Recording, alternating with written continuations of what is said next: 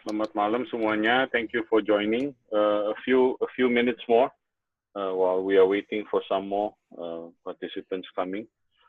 We have quite a large group today, so I'm going to mute all of us just to make sure we don't get any feedback. Any questions? Please share in the chat box. Nanti our moderator will address the questions as we go along. Thank you. We start in about maybe another 3 minutes. Thank you.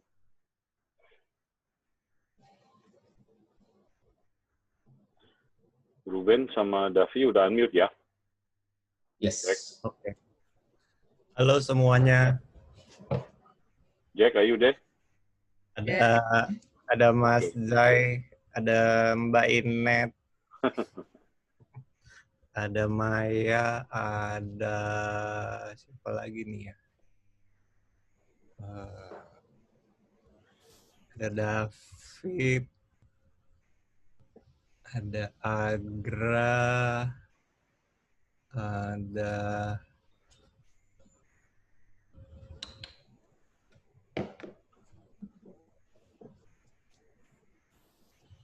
Fembri, apa kabar?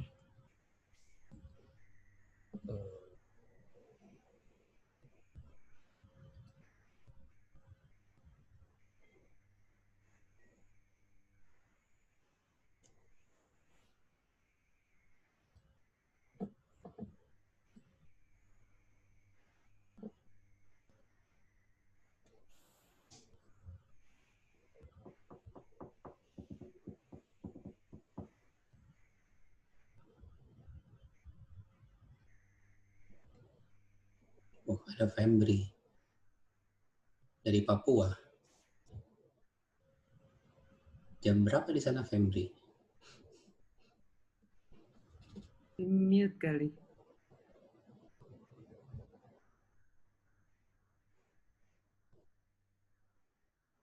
They should be able to hear Ruben. Ruben kan nggak di-mute. 21.38. Jam setengah 10.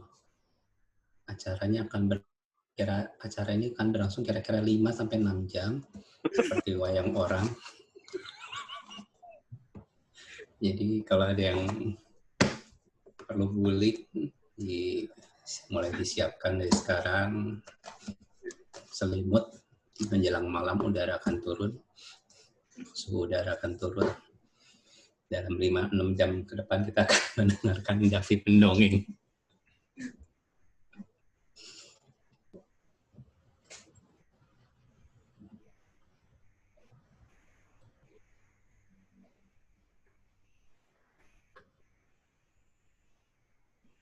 Two, 3 more minutes, sorry ya. 3 minutes lagi deh. Okay. There are more people coming in soalnya.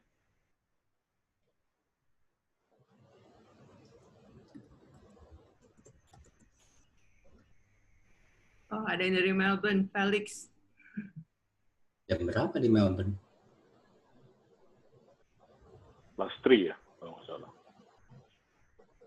9:30 kayaknya ya.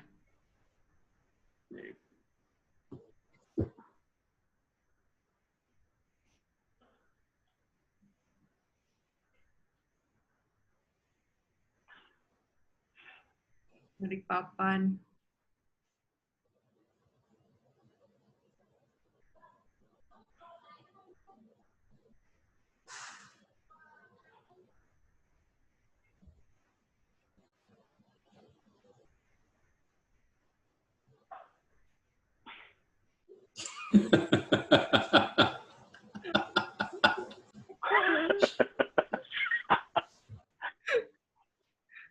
Ayo.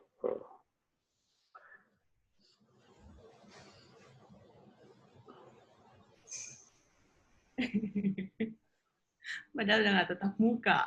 Jadi ngobrolnya by chat aja kalau gitu ya. Kasih gue kamera aja deh, jangan disuruh ngomong.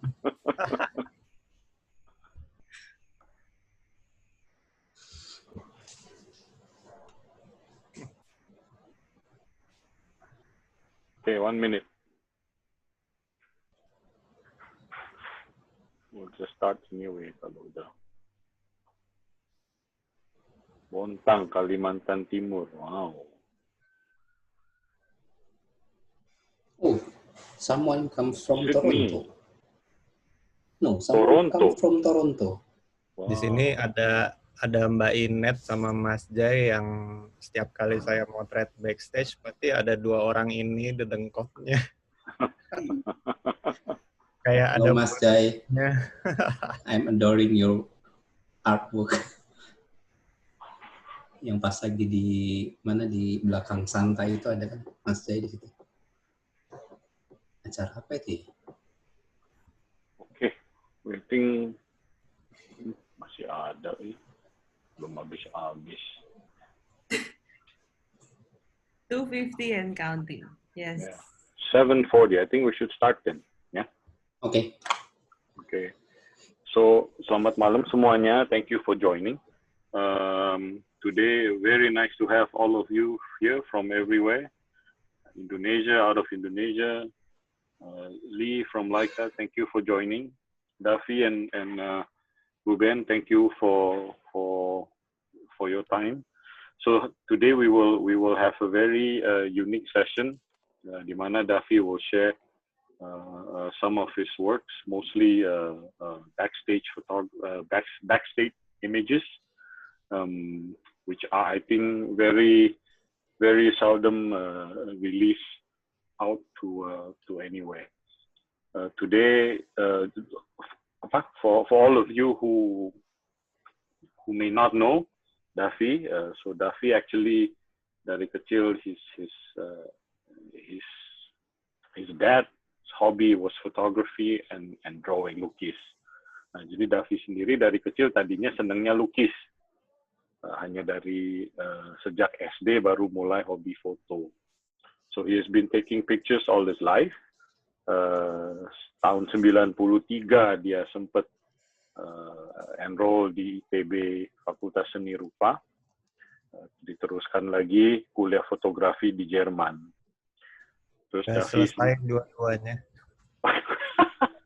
Oke, nggak selesai dua-duanya. Daffy balik ke Jakarta, started his career as a reporter. And a few other jobs in local studios. Nah, nanti mungkin akan dibahas lagi atau diinfo lagi karirnya Mas Daffy. So tonight, again, karena we have quite a big group, I will go ahead and mute everyone. Kalau ada pertanyaan, please share it in the chat box. We will address it as we go along. Ruben is our moderator today. Thank you. One more thing, Daffy and Ruben has been like an ambassador with us since 2017. So thank you again for both your support and contribution to the brand in Indonesia. Okay, so I won't go any more. Enjoy the session, Ruben and Daffy, please. Thank you. Enjoy, everybody. Oke, selamat malam semuanya teman-teman. Seperti tadi saya bilang, siapkan waktu 5 jam ke depan untuk mendengarkan dongeng cerita. Kita santai saja malam ini. Oke, Daf, ngobrol santai aja, Daf ya? Iya. Oke. Selamat malam semuanya. Terima kasih sudah hadir di sini. Yes. Pertanyaannya selalu dari awalnya, Ruben, kenapa sorry. sih senang moto sih? Sorry Ruben, can I remute everyone? Ini belum di-mute. Ku mute dulu sebentar ya everyone ya. Thank you. Unmute you.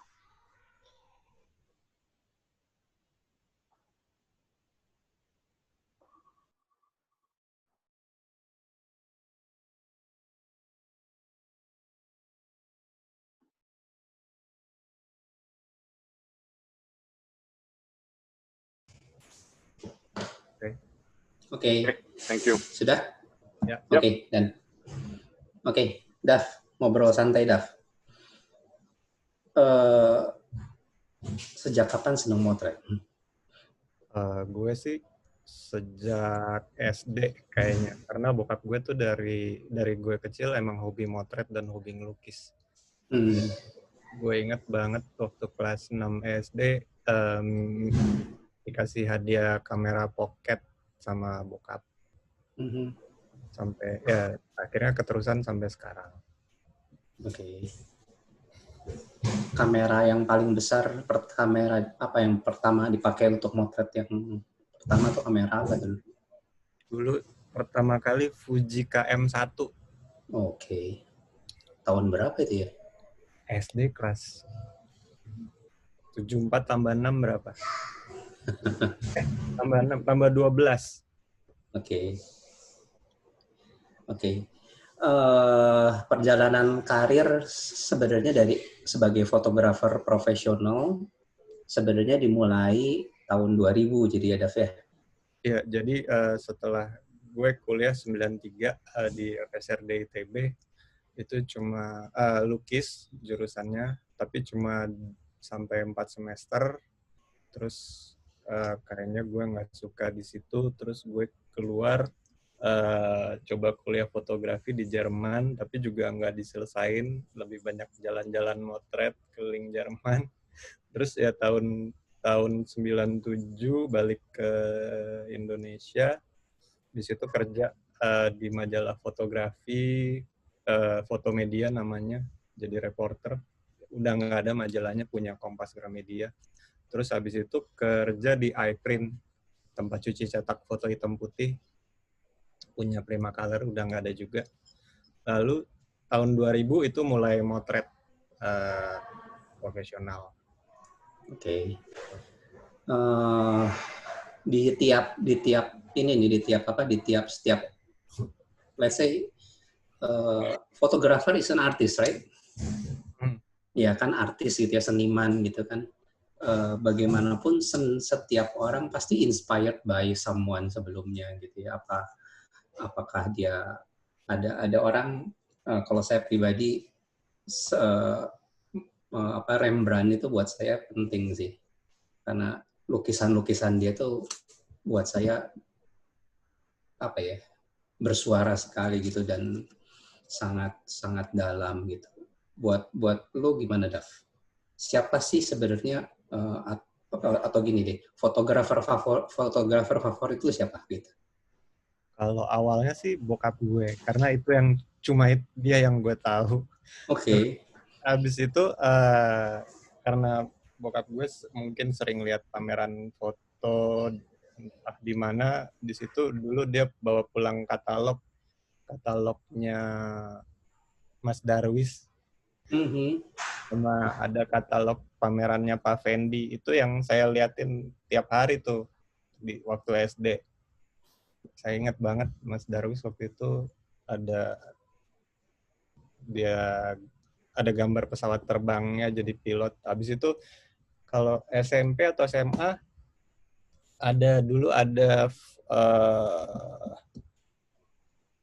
Pasaraya, dia punya majalah buletin bulanan atau mingguan, itu di situ banyak banget foto-fotonya Mas Jai, foto fashionnya Mas Jai. Itu saya senang banget ngelihatnya. Nah, di situ awalnya dari situ. Lalu saya mulai tahu banyak pelukis-pelukis karena ayah saya senang melukis.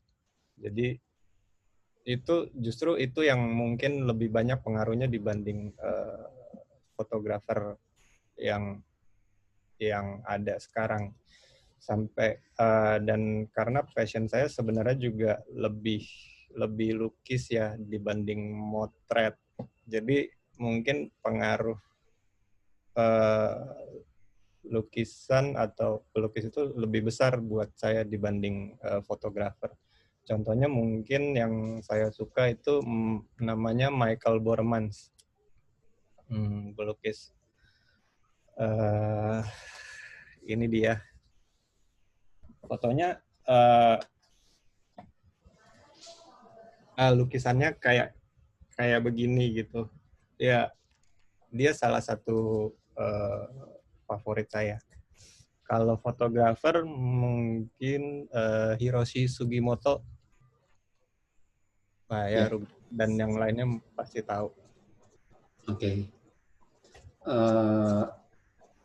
kalau orang-orang melihat oh Davi itu fashion photographer atau ya apa ya, ada beberapa orang melabeli dirinya gitu ya, I am a landscaper, I am a street photographer, I am a apa ya misalnya wildlife photographer. Kalau lu sendiri apa ya, gimana, how do you describe yourself gitu?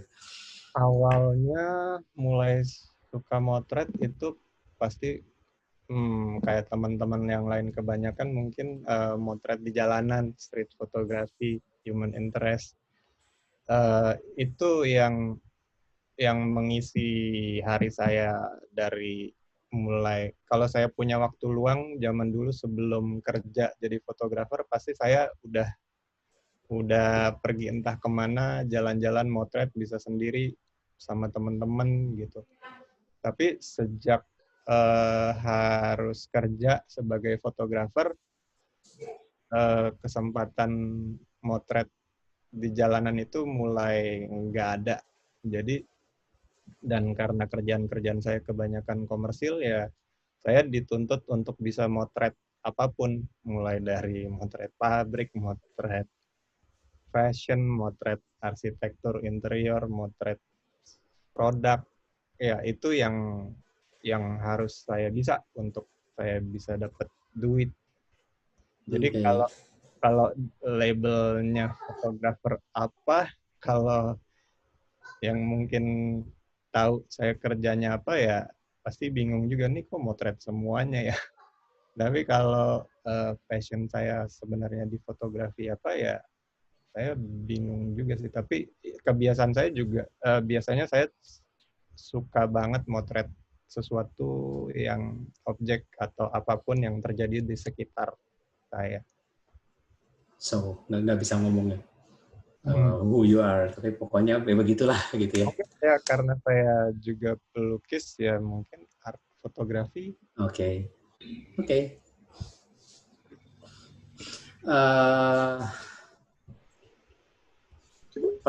Pertama kali punya klien yang berhubungan dengan dunia fashion, itu ceritanya gimana, Dav? Mungkin Mas Jai waktu itu tahun berapa saya lupa. Mas Jai yang ngajak saya motret di majalah Bazar waktu itu, Fashion Spread. Tapi sebelumnya juga ada majalah namanya A+. Saya juga mulai banyak motret fashion dari situ, juga backstage fashion. Oke. Kalau mau itu bisa kita lihat mulai foto-foto backstage-nya Davi ya. Oke. Mungkin saya bisa cerita, kasih intro sedikit. Biasanya kalau langsung share screen aja ya. Langsung share screen aja.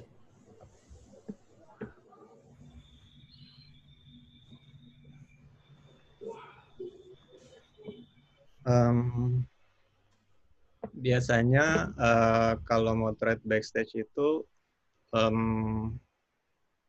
kalau di Jakarta atau di Indonesia itu seharian, dari pagi sampai malam baru selesai. Malamnya itu mungkin bisa sekitar jam 10, 11, 12. Tapi itu show-nya. Tapi kalau buat saya, kalau akhir-akhir ini karena tuntutannya adalah besok harus diposting di sosial media, ya kerjaan saya belum selesai. Saya harus ngedit lagi fotonya sampai besok paginya diterima oleh klien. Biasanya kalau di foto di belakang panggung, foto fashion show itu dimulai dari kegiatan pagi-pagi. Model mulai datang, orang-orang yang bersiap, terus nah di situ kita bisa motret tempatnya, lokasinya, terus mungkin seperti ini model yang sedang melakukan GR, persiapan sebelum show, latihan. Terus juga di sini kita bisa punya kesempatan motret desainernya dengan show directornya, seperti ini Mbak Inet sama Mas Dian. Terus kira-kira seperti ini. Model yang sedang menunggu giliran atau untuk latihan. Ruben kalau mau nanggepin boleh loh, gue mulai grogi. Apa sih sebenarnya yang dilihat sih, Dav? Kenapa? Sebenarnya kalau motret gini, apa yang sebenarnya pertama kali lu lihat tuh apa sih sebenarnya? Apakah gesture atau bisa macam-macam sih. Kalau di sini kayak interaksi, komposisi, terus ya misalnya seperti ini ya, ini kan buat saya menarik gitu komposisinya. Memanfaatkan lighting yang ada di panggung yang terang, terus di framing dengan atas bawah yang gelap kayak gitu. Terus foreground, background seperti ini. Terus komposisi yang menarik dengan ada interaksi. Terus bisa backlight orang-orang yang lagi kerja. Terus juga di sini, nah biasanya juga kalau motret di sebuah fashion show ini, tergantung sih apakah untuk kebutuhan pribadi atau untuk klien. Dan biasanya kalau saya untuk klien yaitu si desainernya. Nah di situ pasti dituntut untuk ada foto tempat, foto tamu-tamu yang datang, terus foto kegiatannya, terus yang utama nanti sebenarnya runway, yaitu waktu model jalan selama show-nya. Gitu. Oke. Jadi misalnya datang satu tempat nih, Dav, kan pasti mempelajari dulu ya tempatnya kayak gimana atau gimana. Biasanya kalau saya sebelum show itu pasti harus survei dulu lokasinya kayak gimana sih, terus aksesnya seperti apa kalau kita mau keluar masuk dari depan panggung ke belakang panggung, terus di situ ada apa aja. Biasanya di situ biasanya bisa dibagi dari depan panggung, terus ada backstage. Nah di backstage itu di belakang panggung ada juga tempat dipisah-pisah lagi, tempat model ganti baju, tempat model makeup, tempat makeup dan rambut, tempat desainer bersiap-siap untuk aksesoris dan bajunya, kayak gitu. Nah di sini kita bisa lihat orang-orang yang kerja dengan biasanya keadaannya gelap sih. Oke. Ini ada pertanyaan yang related sama pertanyaan yang barusan gue tanya ini. Ya. Dari Farid, Mas Davi, kalau potret yang pertama jadi pertimbangan tuh apa sih? Komposisi, cahaya, atau ada yang lain? Kalau komposisi dan cahaya pasti bisa itu tergantung objeknya seperti apa, atau situasi yang ada di depan saya tuh kayak gimana. Misalnya seperti ini bisa jadi penggabungan antara komposisi dan cahaya gitu. Komposisi saya taruh si subjeknya kecil banget di bawah, terus pas di tengah, lalu diapit sama dua bidang yang besar, terus kebetulan cahayanya hanya jatuh di mukanya, di bagiannya dia kayak gitu. Okay. Terus juga bisa juga momen seperti ini, security yang lagi nunggu, yang lagi jaga. Kayak gini mungkin hanya komposisi aja, di sini warnanya menarik merah putih, terus kira-kira seperti itu. Nah ini juga bisa ada momen, bisa ada komposisi, ada cahaya, kayak gitu. Nah kebetulan kalau di fashion show itu penting buat kita untuk tahu akses, dan biasanya sebelum show itu kita sebaiknya kenal sama yang jaga di sekitar situ, karena mereka yang akan kasih kita akses. Walaupun kita udah punya pass backstage, belum tentu mereka ingat gitu. Jadi usahain mereka ingat sama kita. Jadi mungkin ajak ngobrol dulu, disenyumin atau gimana supaya nanti nggak dipersulit waktu kita kerja. Oke. Ada satu pertanyaan pribadi sih dari gue sih sebenarnya. Setiap orang pasti punya cara berpikir, maksudnya gimana apa sih abis gue mau motret ini, abis ini gue mau motret ini, abis ini gue harus ngejar ke sana karena lightingnya begini. Nah, tidak mungkin nggak semua orang bisa mensistematikakan cara kerjanya gitu ya. Tapi kalau misalnya lo sendiri kira-kira gimana sih sebenarnya workflow-nya? Kebetulan juga ini ada pertanyaan dari Kemala Montesa. Dia bilang, how do you brainstorm the ideas to the visual? Jadi sebenarnya ide dulu kan gitu ya, Dav ya. Terus mindahin ke visualnya tuh gimana sih? Workflow yang ada di kepala lo tuh gimana sih? Biasanya kalau begitu saya harus berpikir, kalau ini kerjaan pasti gambar-gambar wajib yang harus ada itu udah harus terpenuhi gitu. Harus ada detail, harus ada model-model, harus ada foto make up, harus ada foto tempat, terus harus ada foto desainernya, harus ada suasana kerja atau bahkan sponsor-sponsor kayak gitu. Nah, kalau itu udah semuanya aman, nah mulai itu bisa mikir macam-macam kreatif. Ya biasanya ya udah bikin foto pribadi aja. Nah, di situ cara saya berpikir mungkin foto yang saya buat nggak perlu bercerita tentang kejadian di situ, tapi mungkin foto itu bisa punya cerita sendiri, bisa punya interpretasi sendiri gitu. Kalau misalnya kita lihat foto ini sebenarnya foto tangan si model yang lagi mau dikasih lotion apa ya, supaya kulitnya rata warnanya. Tapi ketika saya motret ini saya ngebayangin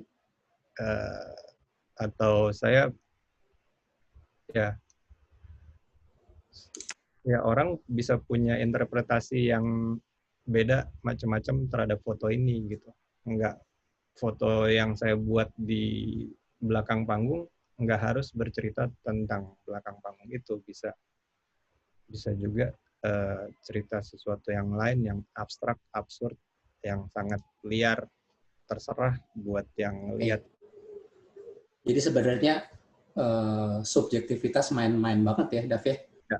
Terus kayak gini misalnya, ini kan foto make up, tapi ya udah saya buat sesuka saya aja gitu. Juga eksplorasi kayak ini,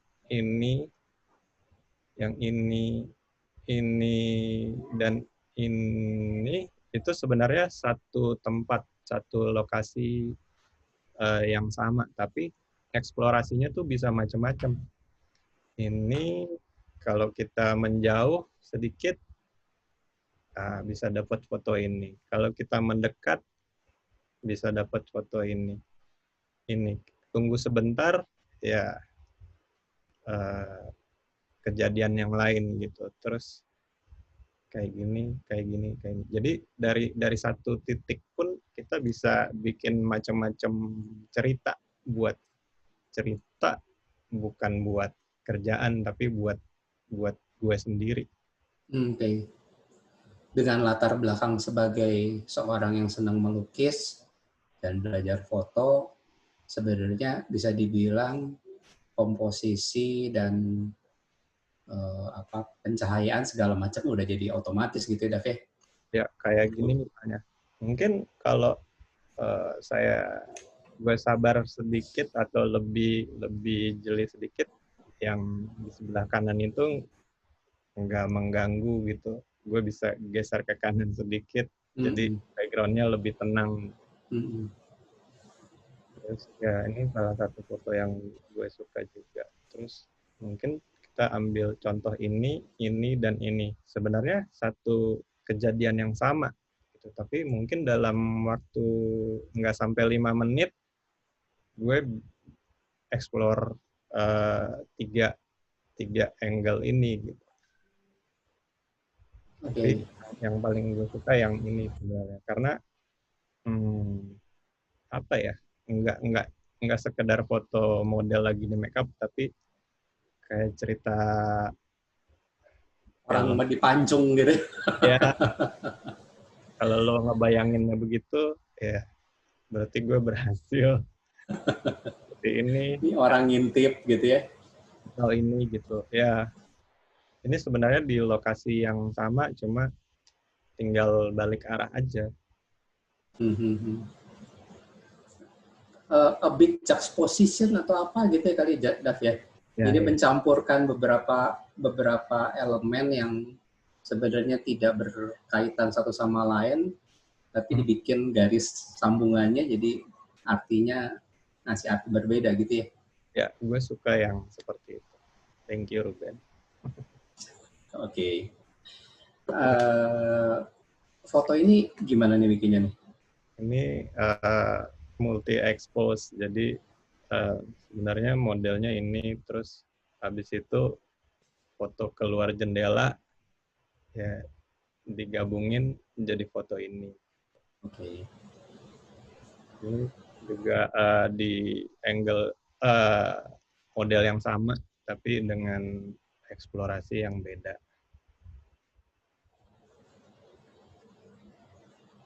Dan juga banyak di makeup ini, banyak banget kejadian menarik yang bisa kita ambil, ekspresi, terus model yang lagi nunggu tapi di antara wig ini, terus rambut juga nggak harus kelihatan semuanya. Terus habis itu bisa lihat ke bawah, kakinya doang, atau detail mata yang kebetulan dia begini karena pakai kontak lens, tapi jadi menarik dan pas banget ininya agak kebiruan lighting lampu kaca makeupnya. Itu kira-kira Ruben. Oke. Di bagian sambil nunggu kita ini bagian pertama saya coba bacain satu-satu beberapa pertanyaan ya yang ini ya. Pas lagi motret ini backstage ini emang ada nilai jualnya ya? Itu pertanyaan dari Henry. Maksudnya gimana ya? Kalau nilai ada nilai jualnya atau ada nilai jualnya, dan siapa yang menggunakan untuk apa foto backstage ini? Gitu. Oke. Kalau maksudnya itu sebagian besar atau bisa dibilang semua foto belakang panggung ini memang saya dibayar untuk motret fashion show itu. Dan biasanya kalau di Jakarta atau di Indonesia itu saya kerja sebagai satu tim. Jadi saya yang motret, biasanya saya motret lebih seneng di belakang panggung. Nah, ada fotografer yang lain, ada satu persis di frontal di depan catwalk, satu lagi bisa jalan-jalan di sekitar panggung selama show. Habis itu satu fotografer lagi yang khusus motret tamu-tamu dan interior. Terus juga ada tim video yang syuting catwalk-nya selama fashion show, itu biasanya ada 3-4 kamera kayak gitu. Terus tapi kalau saya kerja di luar negeri untuk fashion show biasanya lebih simpel, karena kalau di sini fashion show bisa mulai model datang jam 9, selesai jam 10. Kalau di sana kita paling datang jam 7, jam 8, jam 11, 12 itu udah selesai gitu. Dan saya biasanya juga cuma berangkat sendiri kalau motret, karena ya kayak gitu sih. Jadi kalau ada nilai jualnya ya memang dibayar untuk itu, dan kalau memang itu foto itu luar biasa ya bisa jadi art fotograf, ya foto seni yang bisa dijual. Dari Haryo Setiadi nanya, itu bagian dari brief juga nggak sih sebenarnya motret backstage? Oh, nggak ada yang brief sih. Ya itu sebenarnya inisiatif saya pribadi. Kalau brief ya harus difoto apa aja. Jadi karena memang yang saya pikir itu yang perlu gitu. Tapi ya kalau selama fashion show biasanya ya ada foto runway, model jalan di panggung ya, dan foto kejadian di belakang panggung. Itu yang utama biasanya. Oke. Mau diterusin slide berikutnya, Dav? Boleh. Nah, ini juga masih eksplorasi yang sama. Biasanya setelah model-model selesai makeup, mereka itu nunggu. Ini mulai persiapan ya? Ya, setelah di makeup ada yang nunggu giliran makeup gitu. Atau ya. Nah, ini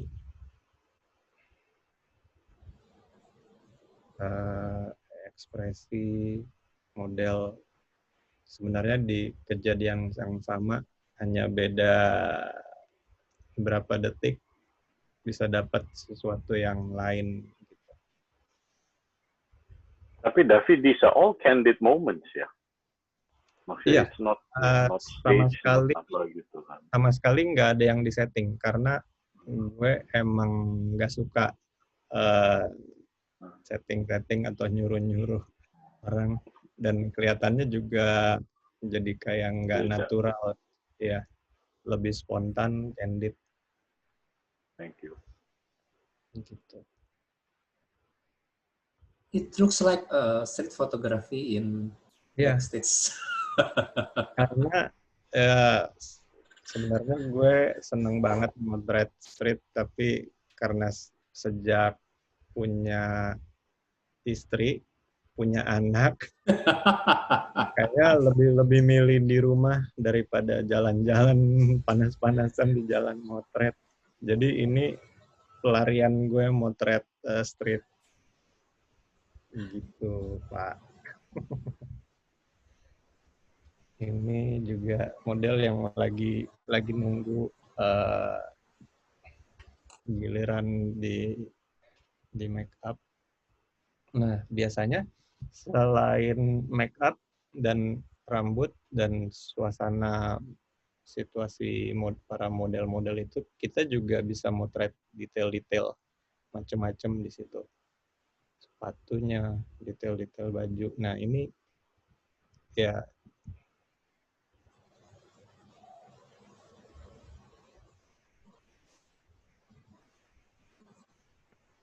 ini pakai flash ya, Dav? Yang barusan sebelumnya. Ini nggak pakai. Yang sebelumnya. Ini juga nggak pakai. Yang sebelumnya, yang ada foto, ada frame gitu. Ada frame. Oh, oke.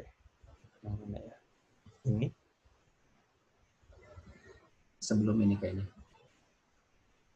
Yang ada kotak begitu itu. Nah, itu. Oh iya. Oke. Ini pakai flash. Kita bahas nanti ya. Nanti gue inget. Gue inget nanti. Ini detail-detail. Nah, ini juga pakai flash.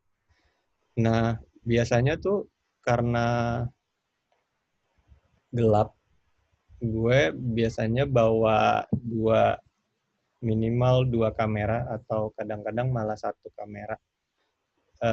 Satu kamera biasanya mirrorless yang dengan satu lensa atau kadang dua lensa, dan satu lagi kamera kadang malah pocket pakai atau Leica Q atau M10 pakai flash gitu. Kalau SL-nya pakai nggak pakai flash. Nah, selain detail, kita di momen-momen ini, di waktu ini kita bisa motret banyak kegiatan seperti ini gitu. Para penjahit yang sedang merapikan baju sebelum dipakein ke model, atau mungkin di fitting karena model yang belum sempat fitting. Banyak biasanya baju-bajunya baru hampir selesai menjelang show.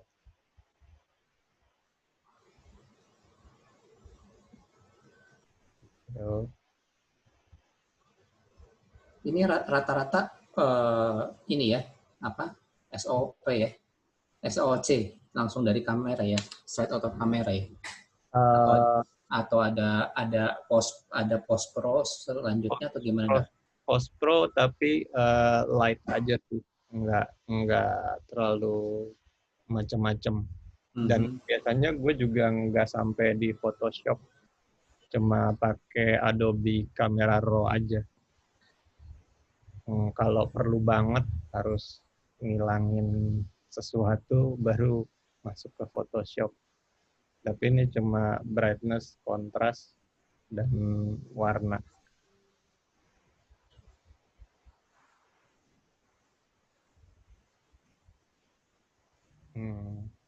Ya, dimensinya kelihatannya itu ya tadi ya.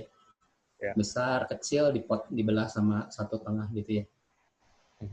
Sengaja bermain dengan dimensi itu ya. Ya, mirip kayak gini, tapi di situasi yang beda. Nah, habis mereka siap-siap, biasanya ganti baju. Model mulai ganti baju menjelang show sekitar hampir 1 jam sampai setengah jam sebelum show. Setengah jam sih mestinya, tapi karena kalau di Jakarta biasanya lelet, tamu-tamunya datangnya telat, ya jadinya bisa hampir sejam di belakang panggung model pakai baju. Momen kayak gini menarik buat saya.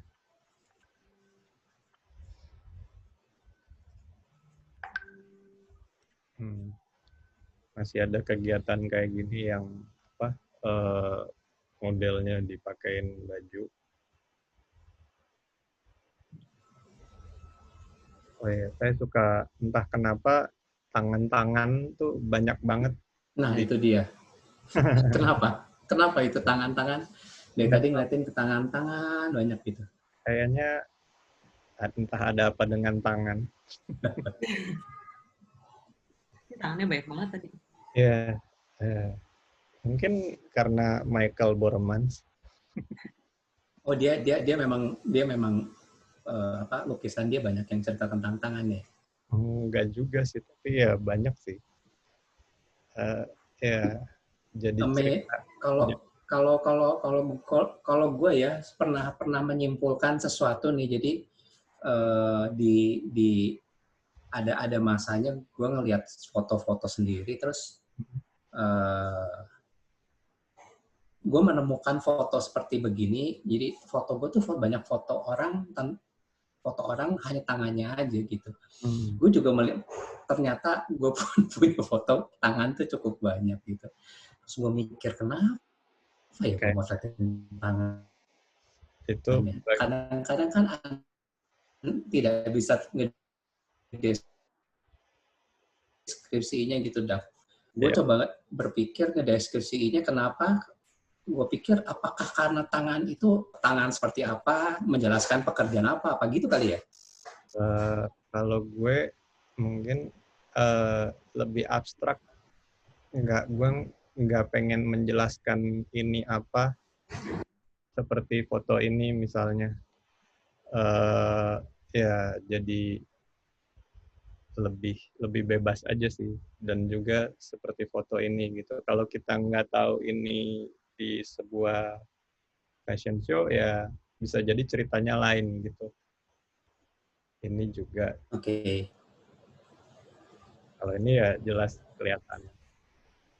Ini ya mungkin bisa diartikan lain gitu.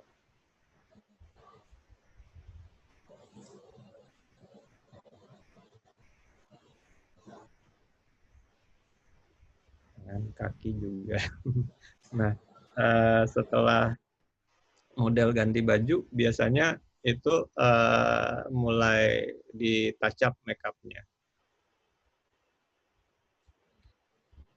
Dan juga rambut. Oke.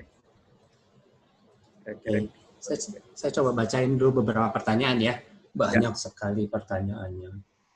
Saya pilih beberapa pertanyaan, sebenarnya idenya sama sih, tapi saya coba kumpulin yang sama-sama ya.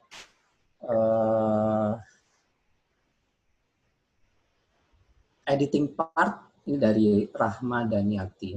Mas Davi, editing part itu ambil peran besar nggak sih untuk pekerjaan? Maksudnya editing ini mungkin post pro kali ya? Iya. Kalau buat saya iya banget sih, tapi enggak 100% juga. Kadang-kadang tanpa diedit pun fotonya udah seperti yang kita mau gitu. Tapi karena saya biasanya motret raw tanpa JPEG, jadi harus sedikit diproses supaya balik ke warna atau ya gambar yang saya inginkan gitu. Jadi tapi editingnya tuh juga nggak terlalu heavy, dan mungkin kebetulan saya suka yang lebih dramatis, jadi agak lebih gelap dan kontras kayak gitu. Oke. Pertanyaan berikutnya, Gloria Immanuel, tantangan terbesar di backstage fotografi apa sih? Kebelet kencing. Apa ya? Biasanya di backstage banyak persiapan yang harus kita lakukan gitu, karena banyak tantangannya seperti gelap, terus waktunya nggak bisa diprediksi, jadi harus siap ke toilet sebelum acaranya kita break lagi, terus selalu bawa minuman di kantong atau di tas. Tempatnya sempit, berdesak-desakan, jadi karena begitu biasanya bawa satu tas kecil yang isinya minuman, baterai, card, lensa tambahan kalau ada, body kamera kalau bawa satu ya selalu dipegang atau digantung di leher, kalau dua-duanya di luar tas kayak gitu. Jadi terus juga akses, ini penting juga.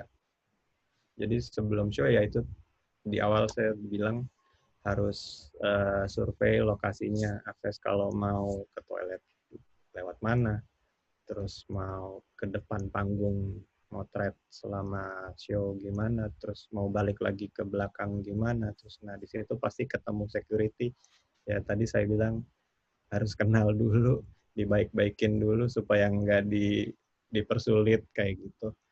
Atau kalau memang sering ketemu ya udah nggak apa-apa. Mungkin tantangan terberat apa ya? Apa ya, Ben? Ya banyak Apa tuh? sih tantangannya yang tadi itu semuanya. Eh Apa perlu model rilis atau harus kenal dengan setiap modelnya, kenal nyaman oh, atau gimana gitu? kalau kalau itu kalau model rilis rasanya lain lagi karena foto ini yang semua ini sebenarnya diambil untuk kebutuhan klien yaitu desainernya. Tentu kita nggak perlu model rilis lagi. Mhm. Juga biasanya kalau di belakang panggung itu gelap, jadi lighting kayak gini Udah nggak jelas orangnya siapa ya? ya. Terus ini contoh eksplorasi satu kegiatan di belakang panggung di satu show doang bisa, dan kebetulan lighting yang ada di situ warnanya merah. Jadi, nah kadang saya juga seneng banget motret pakai slow speed bisa 1/8, 1/15. Jadi foto buat saya yang bagus tuh nggak harus selalu pas pencahayaannya atau harus tajam, harus jelas. Enggak kayak gitu. Terus ini di situasi yang sama tapi dengan cara pengambilan yang beda. Ini Oke, terlepas pakai dari permintaan klien ya, Dav ya. ya Kalau begitu ini masuk ke koleksi pribadi. eh, apa apa apa apa ya? Perlu menjelaskan nggak ke klien kalau ini jadi koleksi pribadi gitu? kalau Ini ada beberapa orang nanya hal seperti itu tuh. biasanya foto ini tetap jadi copyright saya, tapi Mhm. semua foto yang saya ambil. Tapi kalau saya gunakan secara pribadi ya tentu harus ada izin dan kasih kredit ke yang memberi pekerjaan. Mungkin kayak gitu aja sih. Oke. Terus lanjut ini pakai di situasi yang sama, tempat yang sama, tapi pakai kamera pocket dengan flash. Ini enggak, ini pakai flash lagi, flash tanpa flash dengan kamera yang beda.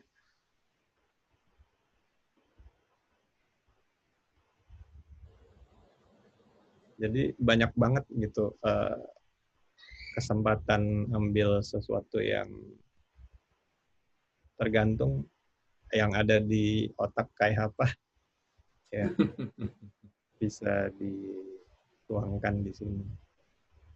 Oke, a bit technical nih sekarang, Dav.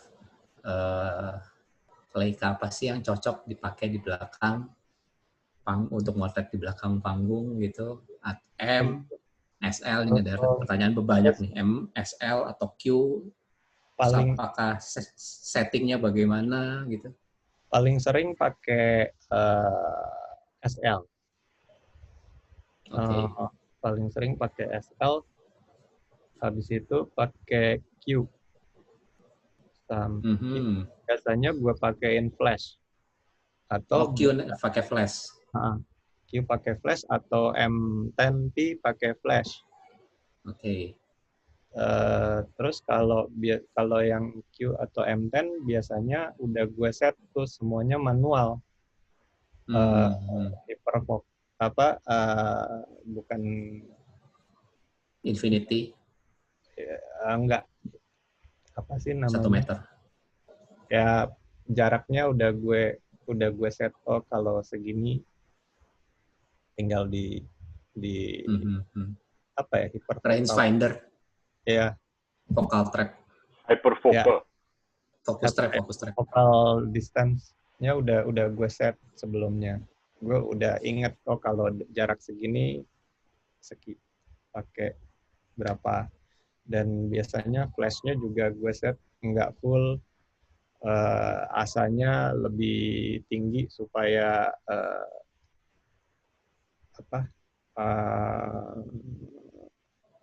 recycle-nya cepat, nyalanya flash-nya. Flash-nya tuh cuma biasanya antara 1/16, 1/32. Asanya bisa 800, 400, diafragma 8, 11, tergantung jaraknya. Kayak gitu kira-kira. Kalau juga kadang-kadang gue berusaha menantang diri sendiri pakai S yang medium, yang diafragmanya bukannya cuma 2,5, terus asanya juga noise-nya juga nggak terlalu, ya pokoknya bukan foto buat di belakang panggung lah. Tapi ya dengan kayak gitu, dengan keterbatasan yang ada, bisa dapat sesuatu yang beda gitu. Jadi nggak bosan aja.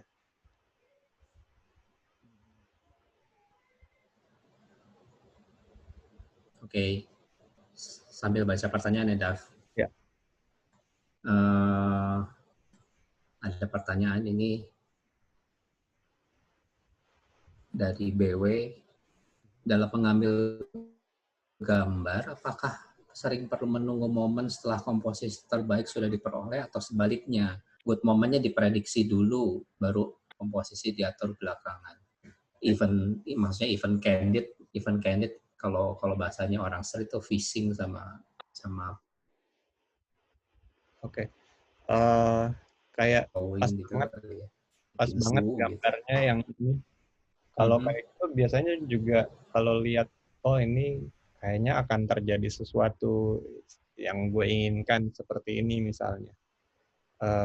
Gue lihat komposisi ini. Ini model lagi nunggu giliran jalan keluar ke depan panggung.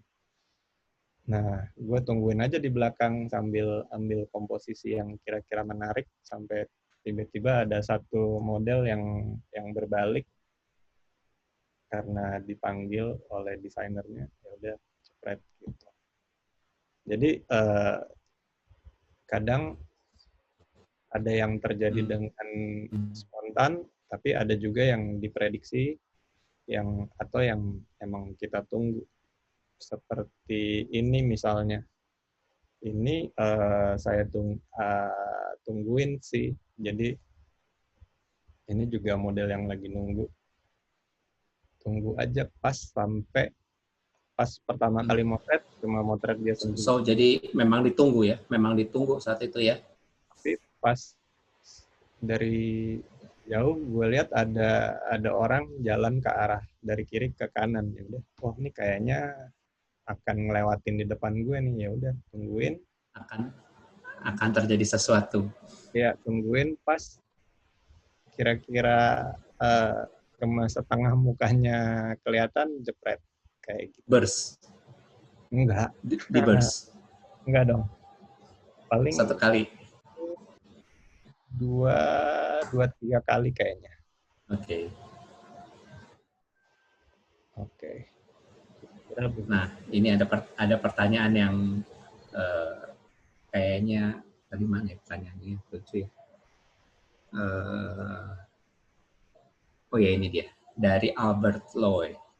Halo Mas Davi, mungkin ada saran untuk fotografer yang introvert saat memotret model di backstage biar lebih berani, gimana cara ngambil momennya? Itu kayaknya bukan pertanyaan itu, kayak gue sendiri sih. Gue juga fotografer yang introvert, yang nggak pernah ngomong kalau motret. Jadi apa ya? Gesturnya mungkin jangan kikuk, jangan Mengancam. mengancam, jangan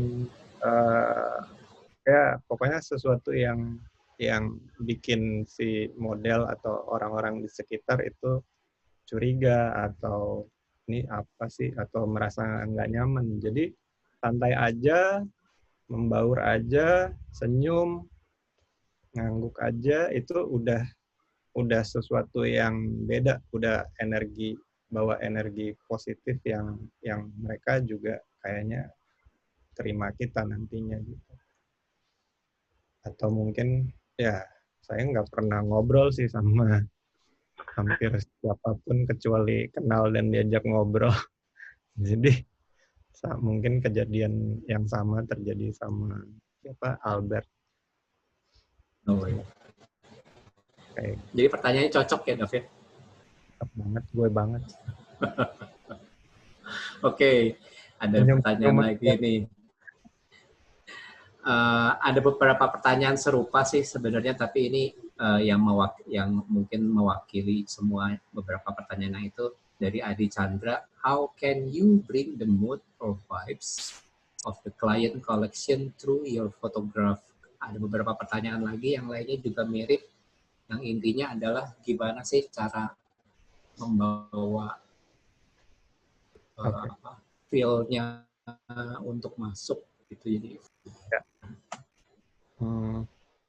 Contohnya mungkin ini foto-foto ini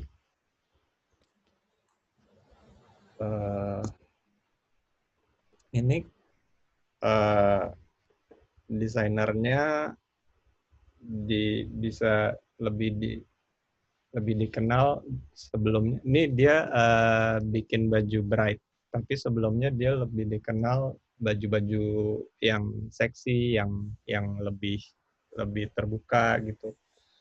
Nah, akhirnya saya motretnya kira-kira seperti ini gitu. Banyak sebenarnya foto-foto yang jauh lebih berani, lebih vulgar yang saya buat gitu.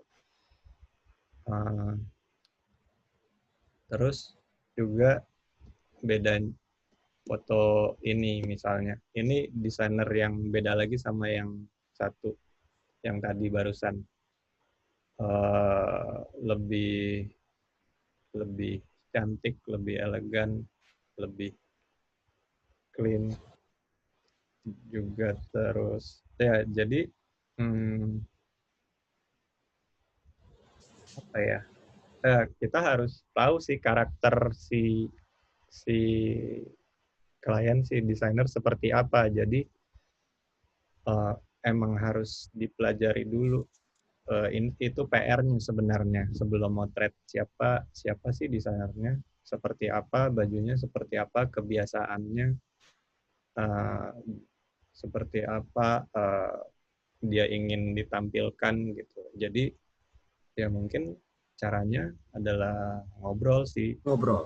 Atau tanya dengan klien maunya kayak gimana sih, kalau kita memang nggak tahu. Tapi kalau memang kita udah kenal, kita tahu karakternya seperti apa, ya otomatis sih lebih terarah gitu motretnya. Kayak gitu. Ini juga satu contoh momen yang nggak sengaja, yang nggak tiba-tiba saya lagi motret ini, beberapa detik kemudian karena saya kayaknya feeling akan terjadi sesuatu yang diinginkan, kamera masih di atas mata beberapa detik, terus ya tiba-tiba ada yang ngangkat sepatunya, terus satu modelnya nengok, jepret, pas.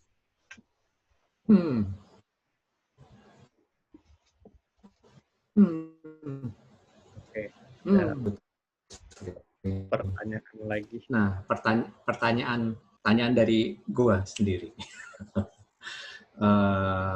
Ini pakai M10. Kadang kan apa ya? dalam satu kondisi yang begitu banyak pilihan kita untuk ngambil angle, kita harus pilih satu. Oke, kita mau ngambil sana. Nah, di saat kita mengejar momen ke arah yang sana, terjadi sesuatu di arah yang sebaliknya. Ya. Kita balik sana, terjadi sesuatu di arah yang lawannya lagi begitu. Nah, itu kan sebenarnya jadi kapan kita merasa cukup untuk Oke, Ben, suara lo nggak kedengeran. mengejar satu angle gitu ya, Dav? Halo? Nah, baru ada lagi. Kedengeran nggak suaranya? Sekarang Iya, kedengeran. kedengeran. Oke. Itu kan artinya sebenarnya kapan kita merasa oke, gue harus berhenti ngejar angle ini, gue pindah ke tempat lain gitu. Kira-kira gitu ya. Ya.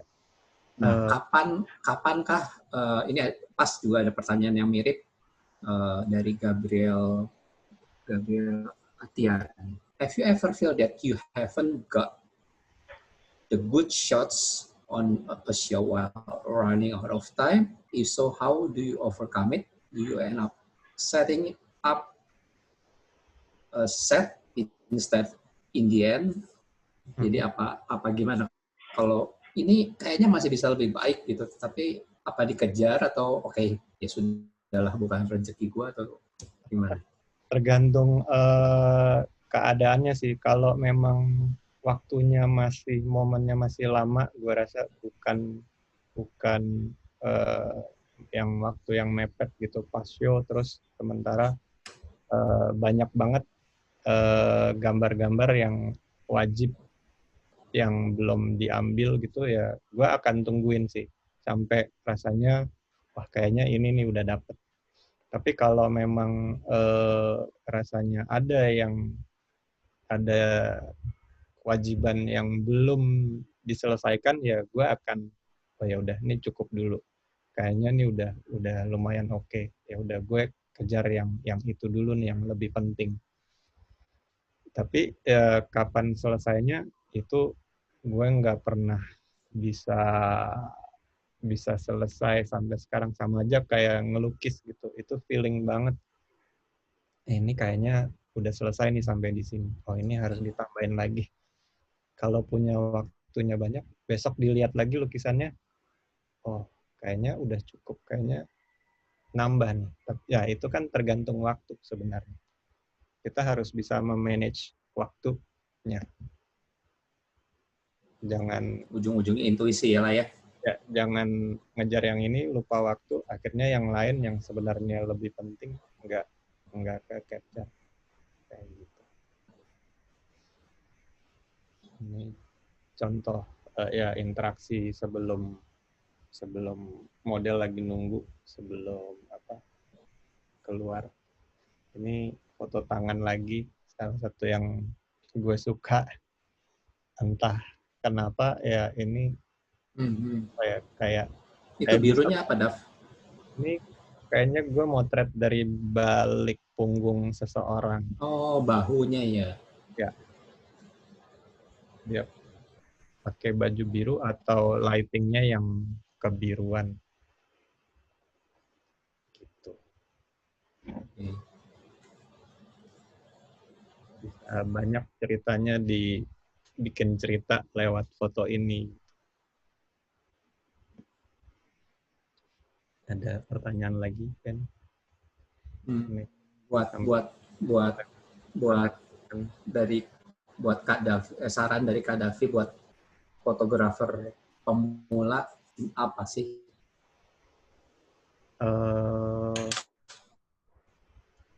Jangan pernah puas udah ngerasa oh kayaknya gue udah jago nih, udah pinter. Jadi terus belajar, terus explore, terus tapi juga jangan jadi orang lain. Kalau gue sih lebih suka ya kalau gue ngelihat fotografer lain tuh kayak gimana, oh mereka bagus, oke. Tapi nggak perlu jadi mereka gitu, jadi diri sendiri aja. Percaya diri aja sih. Sebenarnya intuisi matters ya, Dav ya. Ya. Nah, pertanyaannya gimana sih cara ngasah intuisi menurut Davi gitu? Oh, pertanyaan yang Ini susah. ada pertanyaannya mirip dengan tadi ya. Sebentar. Tadi ada kok, Yulisa Perry. Mas Davi, gimana cara mendapat feel angle seperti ini? Nggak tahu yang mana. Pengaruh Mas Davi yang seorang pelukis membuat semakin gimana gitu. Gimana cara mengasah itu? Nah, kira-kira gitu pertanyaannya. Gimana sih caranya ngasah intuisi itu? Ya, kalau mengasah intuisi pasti salah satunya banyak praktek juga ya. Banyak praktek. Pokoknya kalau emang motret ya udah motret apapun. Terus juga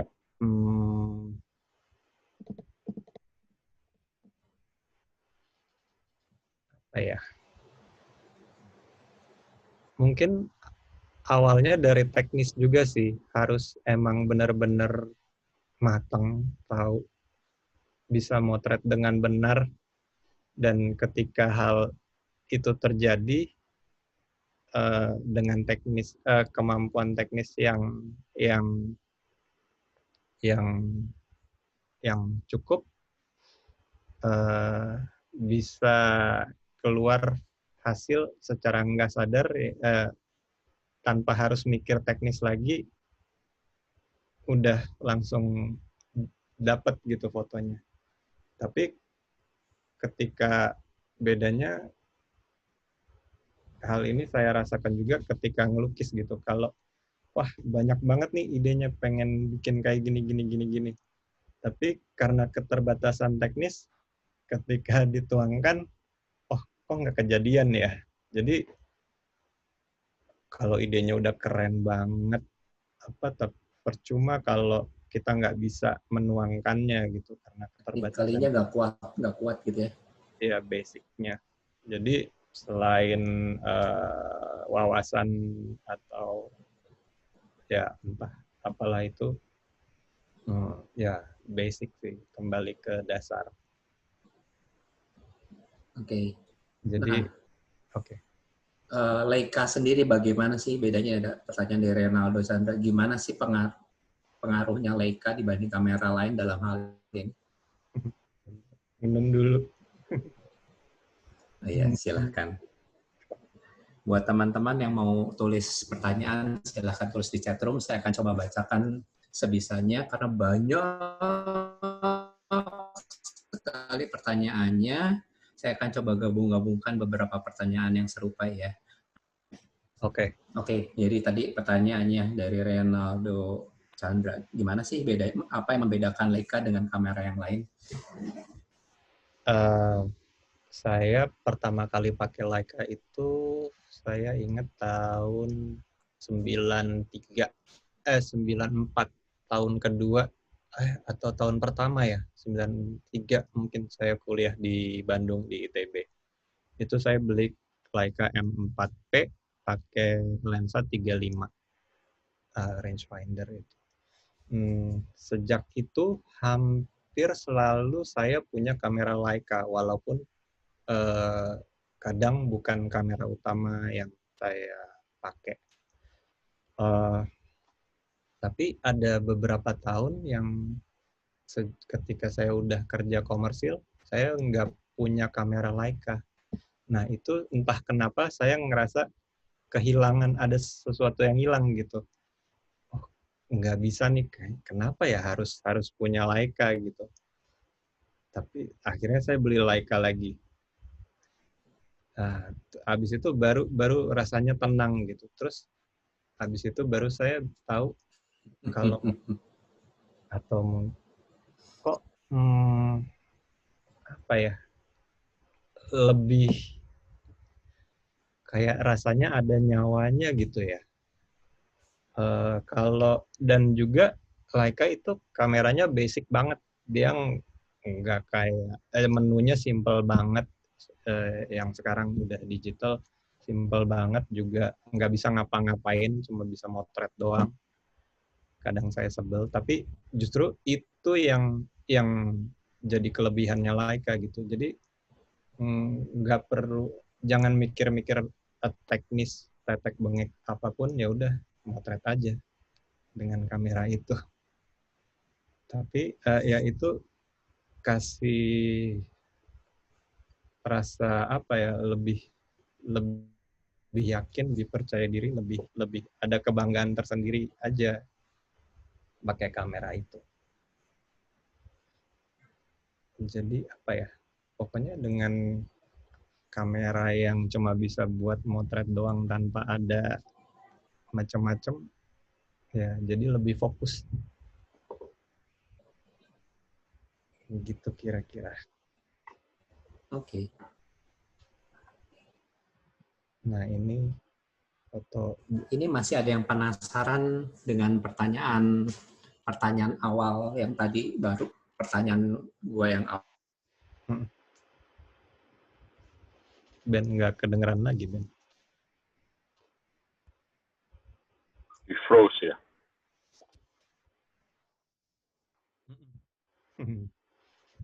Bentar ya. Ben hilang. Oke, lanjut dulu. Ini foto momen saat sebelum model keluar ke depan panggung. Nah, ini kadang di situ kita juga perlu motret fashionnya gitu, bajunya. Jadi kadang atau beberapa kali saya minta, memang ada bidang, ada tempat yang saya bisa motret di situ sambil nunggu modelnya keluar ke depan panggung. Nah, tembok merah ini memang sengaja saya minta disediakan karena untuk kebutuhan itu. Dan saya lihat karakter bajunya kayak gimana, terus desainernya seperti apa, akhirnya saya memutuskan motret pakai flash dengan tembok merah yang udah sengaja di-set di situ. Tapi momen-momen ini semuanya candid, jadi nggak ada yang di-set atau diarahkan. Davi, Pak Abi request mau lihat nomor 206 lagi image. 206. Yes, thank you. Ya, pertanyaannya Pak Abi. Ini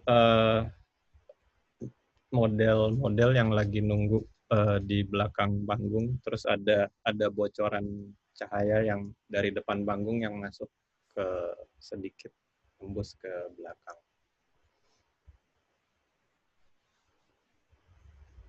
Nah, balik ke sini lagi. Ini saya sempat bilang tadi bahwa motret buat saya nggak harus perfect exposure-nya. Ini flashnya yang over, tapi entah kenapa saya suka gitu dengan hasilnya.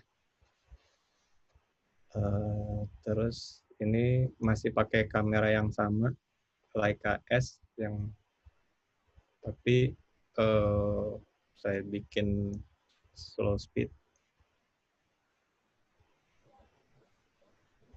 Ini pakai flash lagi.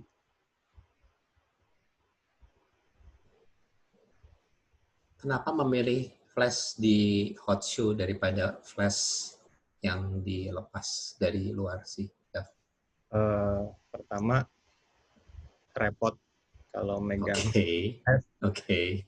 Kedua, ya mungkin itu yang lebih cocok dengan karakter saya yang lebih direct, langsung, tanpa basa-basi. Feel-nya apa sih yang pengen disampaikan dari situ sih? Lebih apa ya? Lebih modern, lebih berani, lebih vokal. Shout out loud gitu ya? Ya, kira-kira gitu. Ya, cari-cari flare-flare.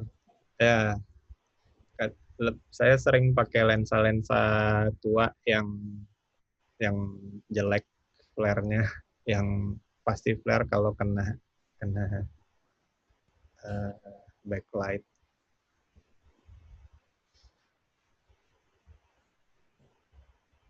Itu yang tadi yang ada lengkung itu pakai lensa apa itu? Sebelumnya lagi. Ini. Nah ini, ya. Kalau Dua itu.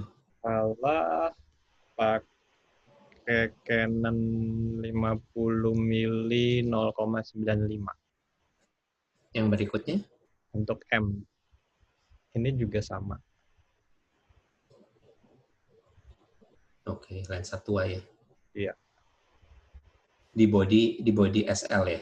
Di body M10. Oh, di body M10, oke. Ya. Ini refleksi juga menarik. Ini momen yang sengaja ditungguin. Oh, karena lihat ada refleksi, terus ada model yang kanan kiri ini memang dia berdiri di situ, terus saya lihat lagi, oh ada yang mau lewat nih. Udah tungguin aja. Ada yang nanya nih, Dav. Oke. Alfred Jami, kepikiran bikin foto atau buku, buku atau pameran nggak untuk foto-foto backstage ini?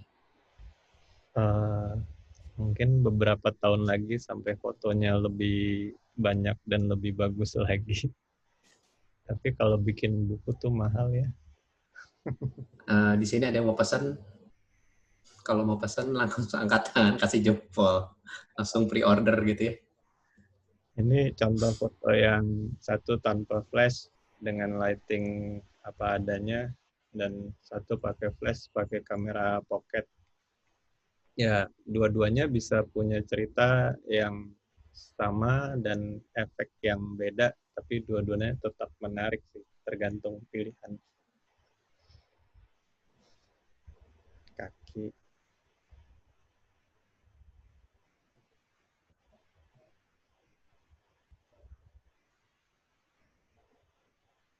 Model nunggu, ngintip-ngintip.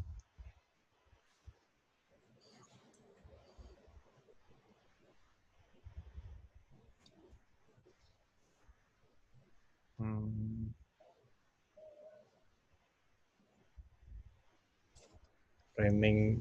Ini tadi ada pertanyaan chat di tempat gue kehapus karena tadi keputus, tapi kira-kira pertanyaannya masih sama dengan pertanyaan awal gue. Tadi kan gue tanya, how do you describe yourself? Tadi siapa? Lupa tadi yang tanya. 3 kata, 2 kata yang menunjukkan who is Davi Linggar. Davi pemalu. Pendiam. Pemalu, pendiam. Itu 1 kata. 3 kata ya? Itu baru 1. Oh gitu ya? Iya. Gue lebih baik disuruh motret sih daripada disuruh ngomong. Apa ya? Mungkin pemimpi. Satu lagi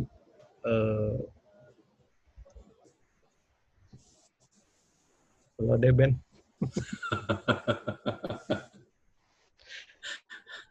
Yang pertama artinya benar ya. Pendiam. Susah ya. Apa ya? Gue orang yang susah untuk menilai diri sendiri sih seperti apa. Jangan diri sendiri deh. Apa your artwork tuh apa? Gimana gitu? 3 kata untuk menjelaskan karyanya Davi Linggar itu seperti apa gitu? Apakah serene, mystery, or something like elegance atau apa gitu? Misterius mungkin. Iya. Nggak jelas. Quirky. Terus apa lagi? Satu lagi. Apa ya? Cantik. Minimal, Sederhana, jujur, simple. jujur, simpel, sederhana. Setuju. Mungkin gue lanjut sebentar nih, dikit lagi. Ya kadang-kadang Oke. Ini foto di depan panggung, tapi dari panggung yang gue bolongin. Jadi kadang kita akal-akalan juga. Kadang kenapa gue bilang harus kenal sama penyelenggara acaranya, kadang harus sering gue gangguin by net itu stiker siapa ya, punya lo bukan, boleh dipindahin nggak, foto gue nggak bagus nih. Kalau ada itu ya kayak gitu-gitu, itu penting sih di acara-acara kayak gini. Atau di belakang panggung misalnya lightingnya kurang oke gitu. Net punya lampu sisa nggak? Boleh nggak minta satu taruh di sebelah situ. Jadi bisa jadi backlight apa-apa kayak gitu. Seperti ini juga gue bolongin sedikit di pas di frontal di depan belakang panggung pas modelnya di catwalk gitu. Terus kenapa penting akses? Ya biar bisa mondar-mandir, motret ke depan sebentar, terus balik lagi ke belakang untuk dapat foto-foto kayak gini. Nah, ini yang show nenek-nenek.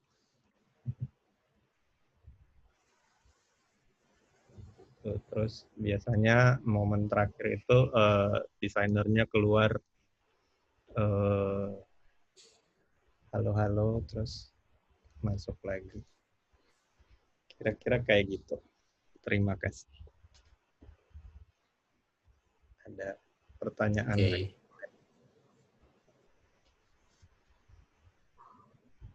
Di Leica Store Jakarta sekarang lagi ada exhibition foto-foto Davi, behind the scene video klipnya Rich Brian tanggal 15 Juni di Plaza Senayan, kalau udah buka ya. Plaza Senayan itu belum buka. Bisa mampir buat lihat foto-fotonya. Kapan ya Plaza Senayan PS buka ya, Jack? Tanggal 15 rencananya, Ben. Tanggal 15 buka, bener ya? Yes, we hope. Okay. Fingers crossed. Mudah-mudahan tanggal 15 buka. Jadi bisa lihat ada beberapa fotonya Davi di sana. Di chat yang di atasnya persis, Kadafi di luar sana banyak sekali composition rules. Kadafi lebih sering ikutin rules tersebut atau go with your gut? Kayaknya gue terserah sih, pokoknya bagus. Rules-nya kayak apa, nggak penting. Mau itu fotonya blur, komposisinya aneh. Yang penting feeling, kayaknya gini nih. Gue lebih intuisi kayak gitu sih. Oke. Nah, foto-foto idealis seperti begitu tuh bisa diterima klien nggak ya? Itu ada pertanyaan dari Alvin Rinaldi. Semua foto-foto ini yang gue kasih ke klien. Kenapa? Karena gue percaya klien yang hire gue udah tahu style gue seperti apa. Jadi ya udah. Kalau fotonya aman-aman aja, ya udah nggak perlu hire gue. Jadi tapi ya ya harus tahu karakter kliennya juga sih. Mungkin untuk kompromi bisa 50-50 atau 40-60 yang aman, yang selebihnya ya bikin suka-suka aja. Gitu. Oke. Kita sudah hampir 2 jam. Saya buka 3 pertanyaan lagi kali ya, Dav ya? Boleh. Kan bukannya 5 jam. Oke, kita bikin 5 jam. Deal. Oke. Untuk menjadi seorang Davi Linggar, yang lebih penting relasi atau skill? Pertanyaan dari Henry itu tadi. Dua-duanya penting sih, tapi kalau skillnya oke banget, tapi nggak ada yang kenal atau nggak bisa eh, promosi dirinya sendiri, ya di rumah aja, nggak ada yang tahu, ya percuma juga gitu. Jadi kalau relasi itu em, saya bangun cukup lama sih, karena ya bertahun-tahun dari awal saya motret atau sebelum motret masih kerja di foto media itu ya mulai membangun relasi juga. Di situ saya banyak kenal sama fotografer dari berbagai apa namanya Ruben? Berbagai aliran. Genre. Ya, terus juga klien-klien yang lain, terus mulai motret komersil sampai sekarang. Nah, membangun kepercayaan, jangan sampai mengecewakan orang atau klien, itu penting juga sih. Nggak hanya skill doang. Buat apa jago motret tapi kelakuannya nyebelin gitu.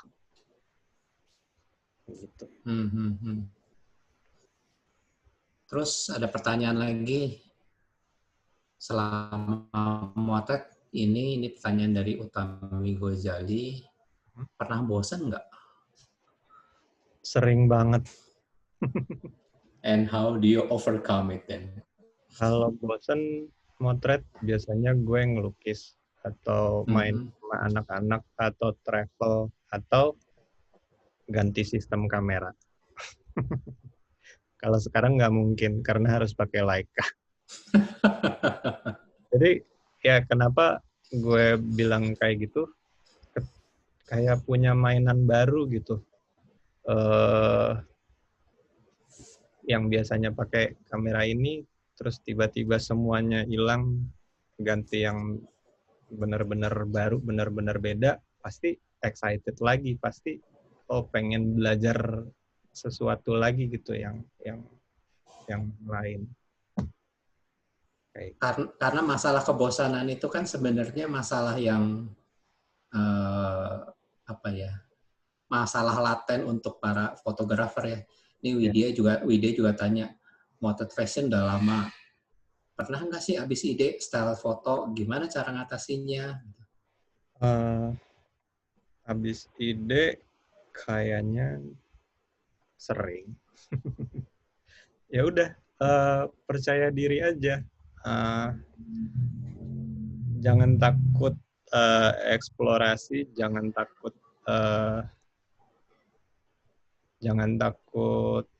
berubah. Kalau emang kenapa harus percaya diri, karena kata hati kayaknya buat gue lebih penting sih. Oke, style gue kayak gini, tapi tuntutan di luar seperti ini. Ya kenapa gue harus ngikutin pasar? Ya gue bisanya motret kayak gini, menurut gue begini yang bagus, ya gue lakukan itu sih. Tapi dengan bertambahnya wawasan, dengan sering melihat, sering travel, sering baca buku, beli buku, nonton pameran apapun, pameran seni rupa, pameran lukisan, itu yang membuat siapa diri kita sih. Jadi jangan ngikutin tren, tapi lebih percaya diri aja, jujur aja.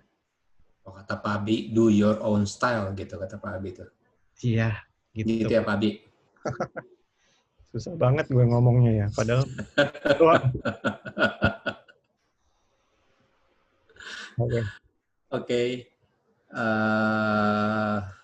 Oke, gue pilih satu pertanyaan terakhir ya, sebentar.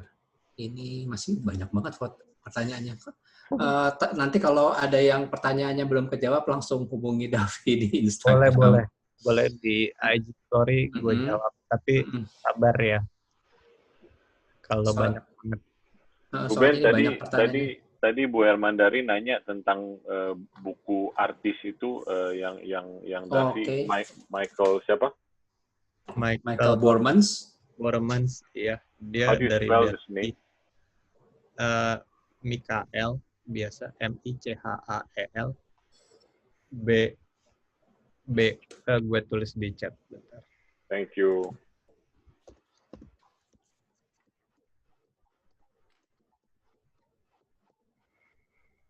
Gue punya hampir semua bukunya.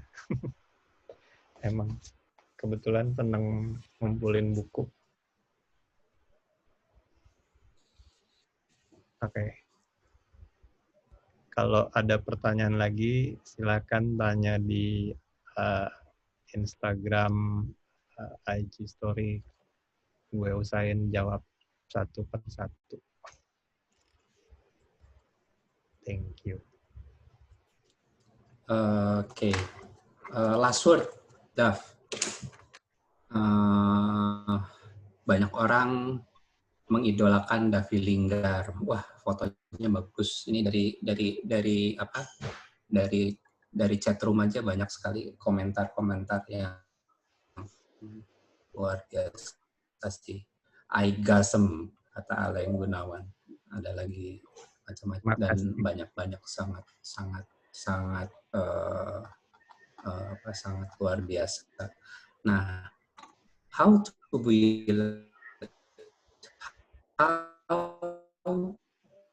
Ben, sorry, putus-putus koneksinya. To be like Davi, supaya seperti Davi, please. Jujur aja, jadi diri sendiri. Nggak pernah berhenti belajar. Jangan cepat merasa puas. Gitu kira-kira sih selama ini yang gue lakukan. Jadi kalau kita suka sama satu fotografer ya jangan ngikutin gayanya dia, tapi ya udah menjadi diri lo sendiri aja. Gitu. Oke. Any other words? Any very last words? Apa ya?